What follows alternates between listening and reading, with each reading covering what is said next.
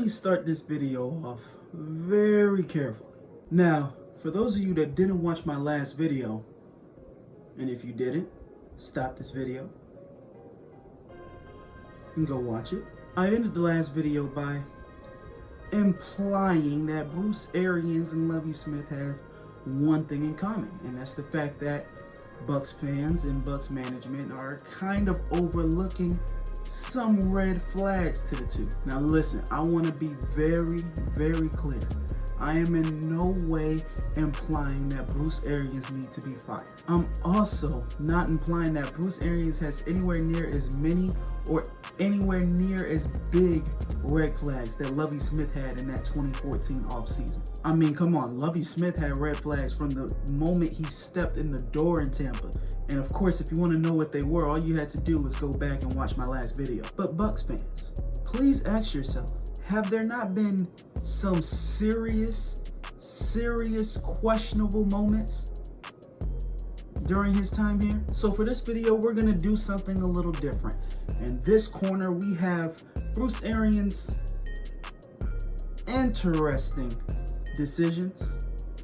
And here, we have Bruce Arians' questionable comments. Now, some people would call questionable comments lies, but I'm not gonna do that. Now, before we get started, I would like to issue an apology. Yes, an apology for this on my head. Listen, let's be very clear. We're all going through some things with, that thing that you can't say on YouTube.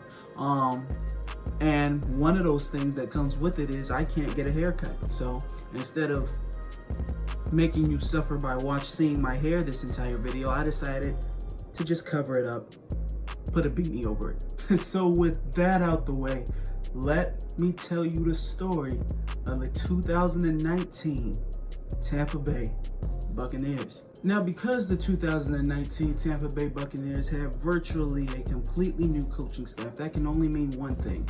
The last coach got fired. And for him to get fired, you have to underperform. So let's go ahead and take a brief breakdown of what happened with the 2018 Bucs. The bottom line is the 2018 Bucs, though having one of the best passing attacks in the game, which was so good it took them to the top in offense overall, the bottom line is their running game and their defense was nowhere near good enough to get them enough wins to make the playoffs. The 2018 Tampa Bay Buccaneers finished 5-11, and Dirk Cutter, who many Buc fans wanted fired after his second season, a season where he went in an identical 5-11, it was inevitable that he would be fired at the end of this 5-11 season. Now, there were several rumors as to coaches that may possibly join the Tampa Bay Buccaneers. I mean, there was Jack Del Rio, there was Jim Caldwell, Chris Richard, passing game coordinator for the Dallas Cowboys, defensively that is, and Bruce Arians. But there was one small problem. You see, Bruce Arians at around November said there was no chance that he would come out of retirement. Well, there was to coach the Cleveland Browns. And a direct quote from Bruce Arians, he said, "I would listen to the Browns and only them." Now, that's a real quote, and I don't need to really spoil anything. Yes, in fact, obviously, that was a lie. Now, I'm not gonna count it. Calm down. I'm not gonna count it on the Bruce Arians lie chart because, minds change. It might have been how he actually felt at the time. So we're gonna take it easy on him. There's gonna be plenty of lies and plenty of questionable decisions in this episode to go around, I promise you. On January 8th, 2019, Bruce Arians signed a contract, a 4-year deal, to become the franchise's 12th head coach.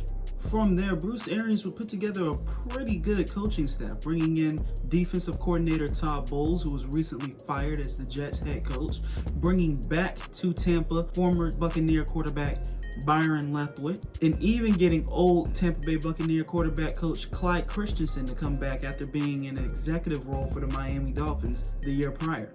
And as for off-season moves, I really didn't have a problem with it. I mean, sure, I wish that we would have added more in the secondary, but guys like Chris Conte and Brent Grimes were gone. So the subtraction of those two guys alone were enough to make me happy.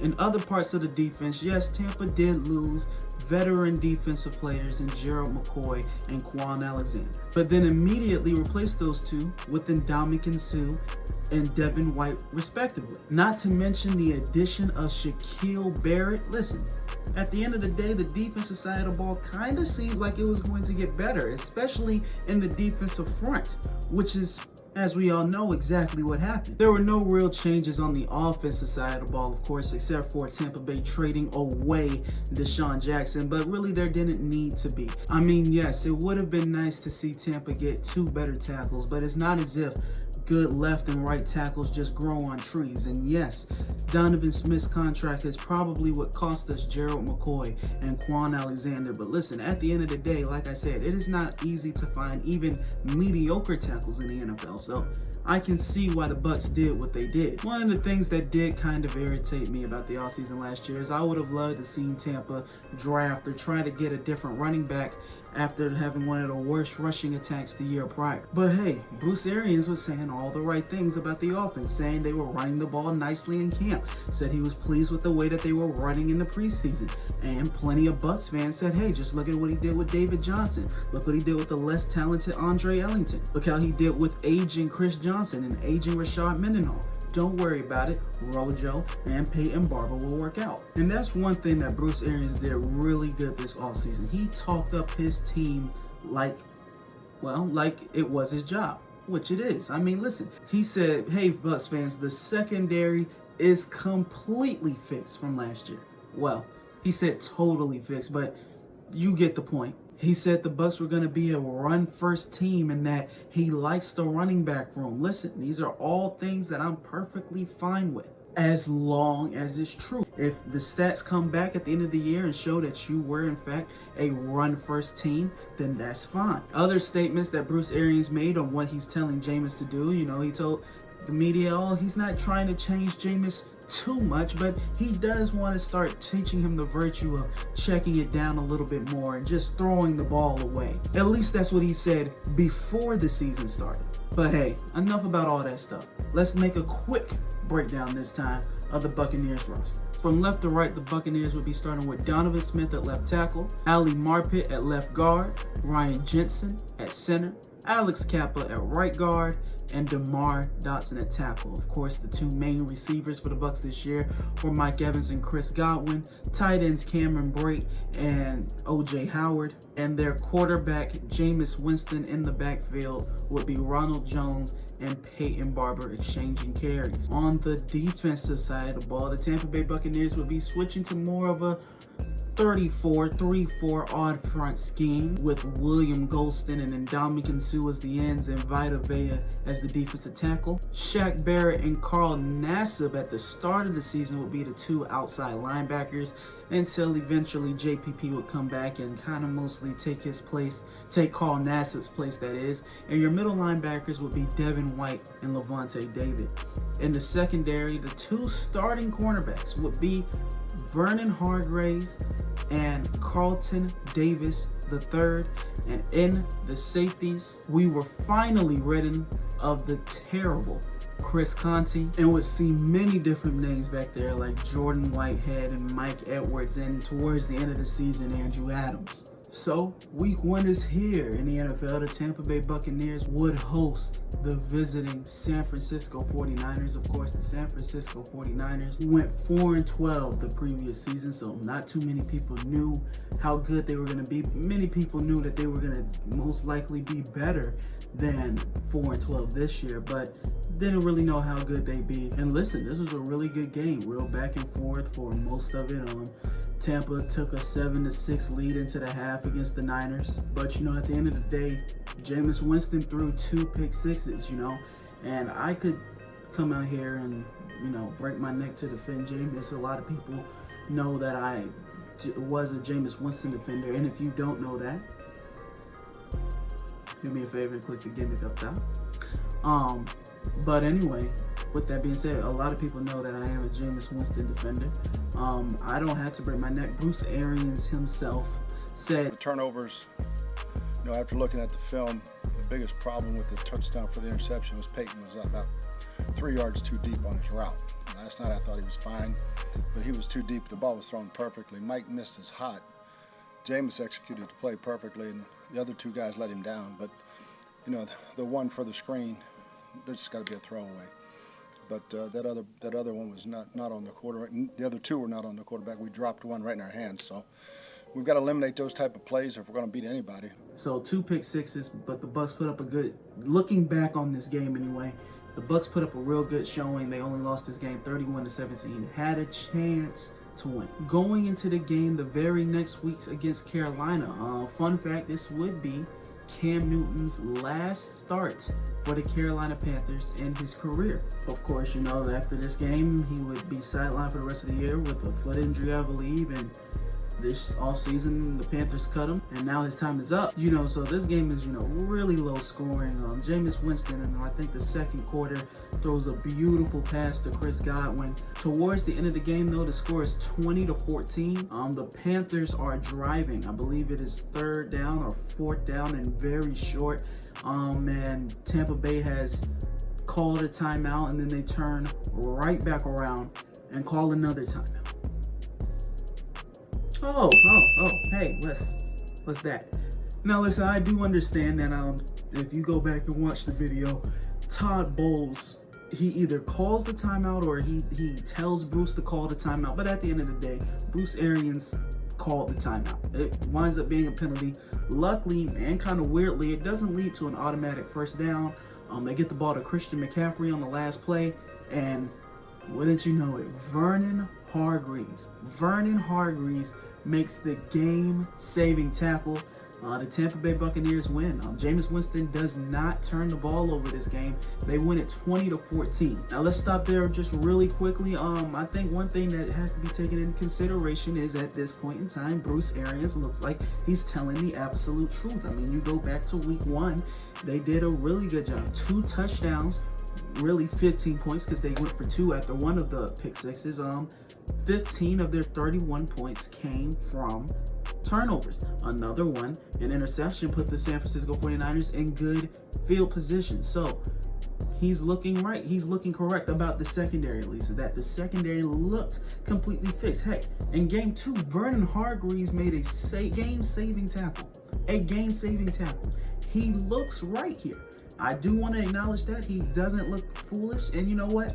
It could be why he said what he said. Maybe they looked this good in training camp, and now coming to the games, they continue to look that good. But as you'll see, it won't stay this way. The very next week, the New York Giants will come into town. Now, very similar. We saw Cam Newton's very last start in Carolina, and this week we would see Daniel Jones's first start in New York. This game starts completely in Tampa Bay's favor. Jameis Winston gets a beautiful 21-yard pass to Mike Evans, but the extra point would be missed. Now, of course, that would be kind of a red herring right there. That would be a warning sign for what would be to come for the rest of the game. Again, Jameis Winston would throw another touchdown pass to Mike Evans in the 4th quarter. Bucs are kind of rolling here, but it's only 12-3. The kick is then blocked.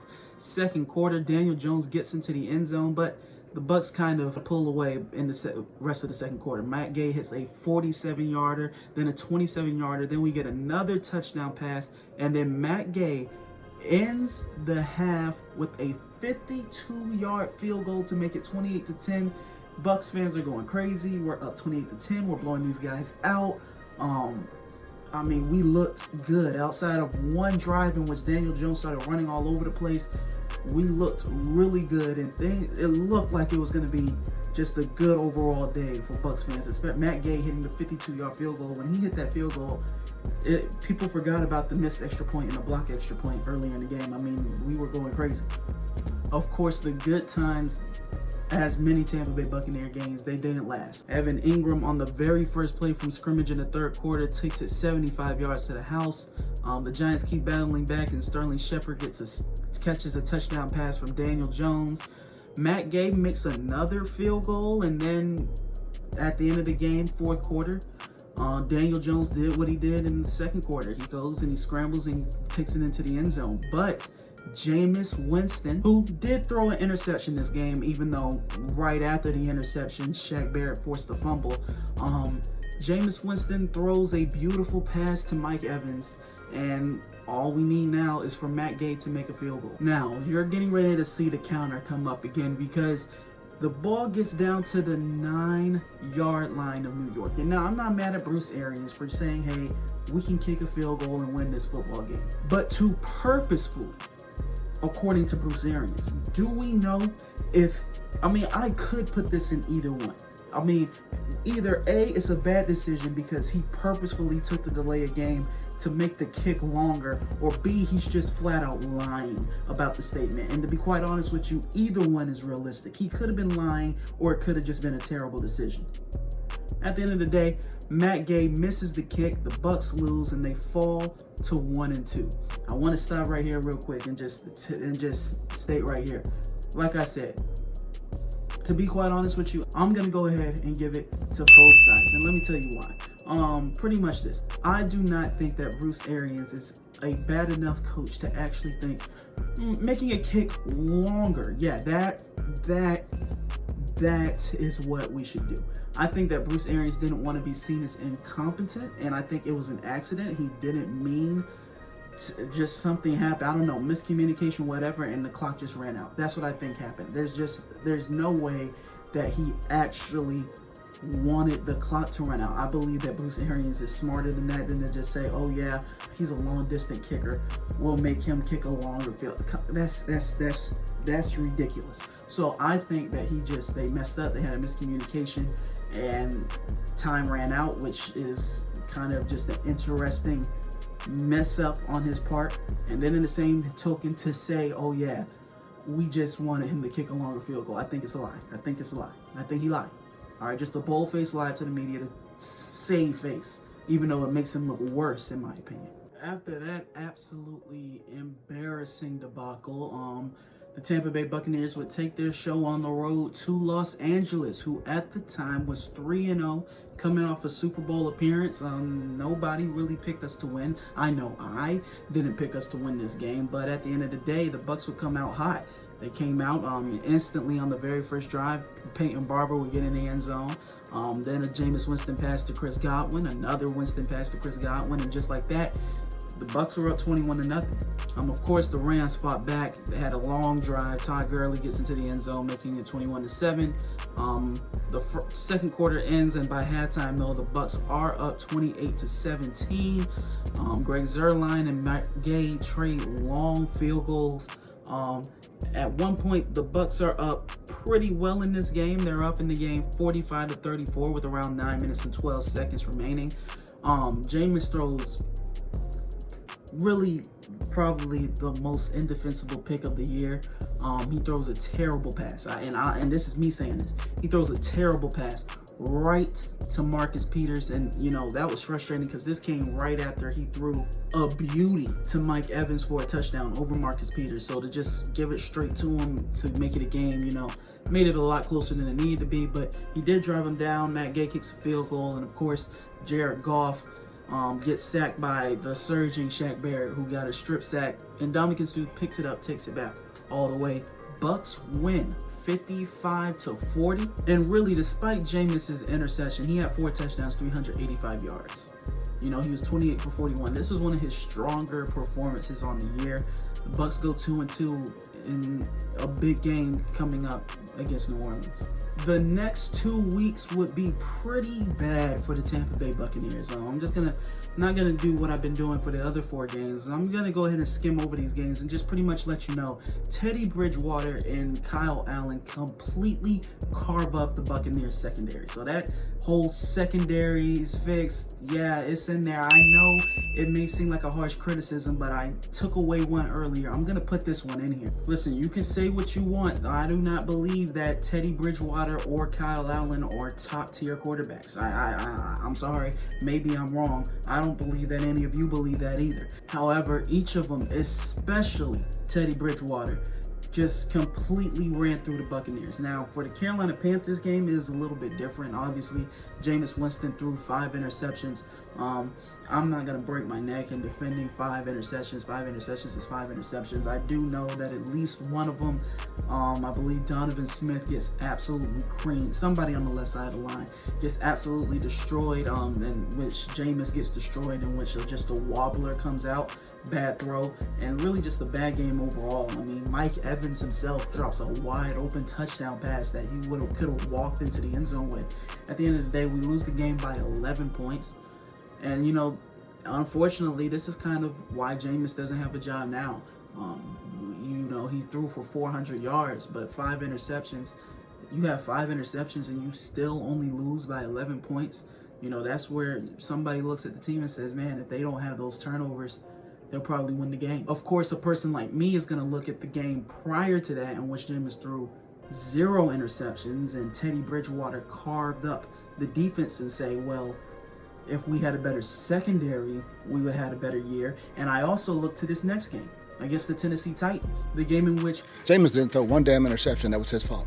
His receivers let him down today. Bucs would, of course, eventually lose this game 27-23. There was a point where the Bucs still should have won this game. The Titans fake a punt. He gets absolutely crushed. Linebacker picks the ball up and takes it all the way, but they blew it dead. They thought the punter was down. Yada yada. Anyway, Bucs lose this game as well, and they fall to 2-5 on the season. And in other games where Jameis's offensive line and defense would fail him, and listen, you can put this any way you want to. You cannot blame this game on Jameis. Jameis goes head-to-head with MVP candidate Russell Wilson. It's at Seattle, and it's an absolute back-and-forth matchup. Ronald Jones gets a 8-yard run to start it off. At one point, the Bucs would take a 21-7 lead here. The Seahawks would get it back to a competitive game and even take the lead to make it 34-27. Tampa, Jameis would drive Tampa all the way down the field. They come down the field, they score a touchdown. Jameis threw no interceptions this game, folks. But people seem to forget this side of the Tampa Bay Buccaneers. Instantly, what happens is the Seahawks would drive the ball down the field and get into actual field goal range for Jason Myers. Jason Myers would kick the ball to end the game, and he misses it. But the Seahawks, at the end of the day, they win the toss. They get the ball first, and they just go right down the field and score a touchdown. Bucs lose, fall to 2-6.